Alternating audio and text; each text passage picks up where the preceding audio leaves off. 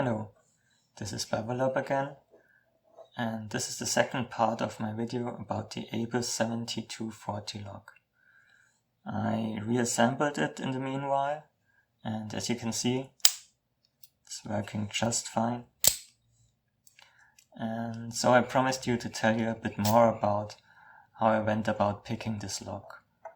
And what I first tried was top of the keyway tensioning with this tool from Multipick.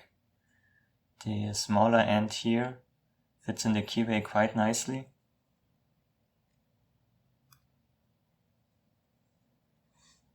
Like this.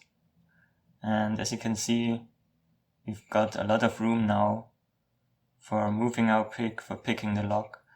But I found out that I can set the first two pins, get into a first false set, but then I never go into a deeper false set when I try to pick the pins in the back. I always kept dropping like pin 2 or something. So I wondered what to try next, and what I was first doing was trying different picks, like to get more feeling, use the thicker pick instead of the 0.4 millimeter one, but it didn't change a lot. So what I tried then was a different tensioning style, and I use my bottom of the keyway tensioner here. This is also from Multipick, and as you can see, it fits here in the bottom, but it will only allow you to get two pins that are quite high up. So I can set the first 3 pins with some difficulties on the third one already, but then I can't go deeper into the lock because the keyway in the bottom is blocked and I can't reach below the other pins. So what I needed to do was, during the picking process, switching again back to top of the keyway tensioning. And this is how I picked the last 3 pins. And yeah, that made the lock much easier. And so I got my first success here. So what else can I tell you about this lock? Well, actually this one was only the one with the easiest fitting. I have 4 more of these locks. I can show you here.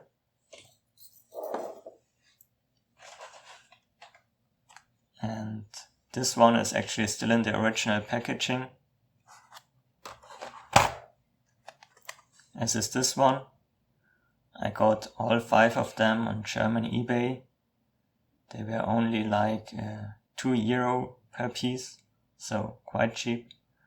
And as you can see, it's made for a Swiss supermarket here, which is called Migros, and made in Hong Kong. Well, that's not surprising. It is the color version, but I can't see any difference to other regular 7240 padlocks from ABUS. So yeah, they all have 6 pins.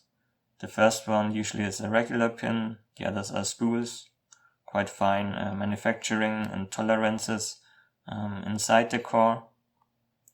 And yeah, there is one slight difference I noticed between these. Like this one, if you can see it on the shackle, it says Nano Protect. I think that's the newer version.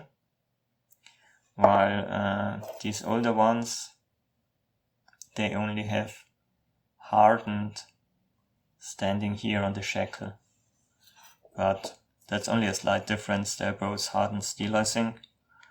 Whereas I also have one other padlock which is totally different to those ones. I'll show you in a second, but first let's have a look at the bitting of some of those.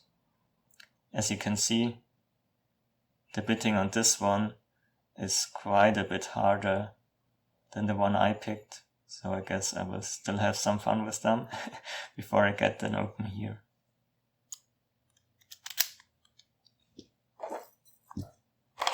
Okay, let's get these out of the picture. And here I got a special one. It's called Lock, also from Abus. It's also a variation of the 7240, but as you see there is this LL and the number of the lock, and it's actually a bit different because this only comes with one key and it's pure aluminum on the lock body and the shackle, so you can clearly see the difference between the two shackles in shininess. This one is hardened steel, but this one is actually aluminum. So I think that's mainly because it is more corrosion resistant this way.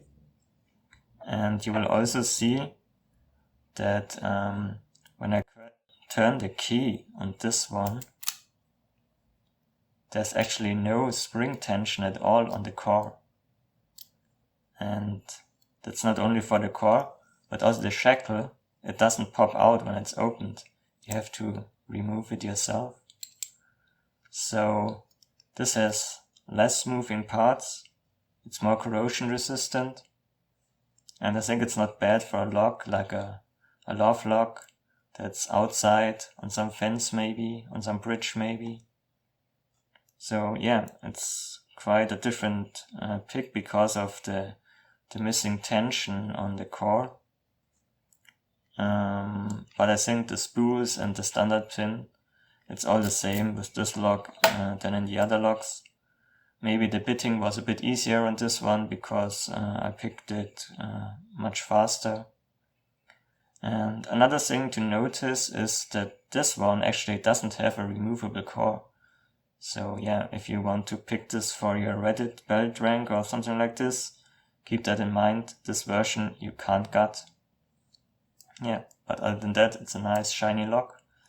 And yeah, I'm happy to have this in my collection. Okay, so that's it for now. Thank you for watching my video. And yeah, see you next time. Bye bye.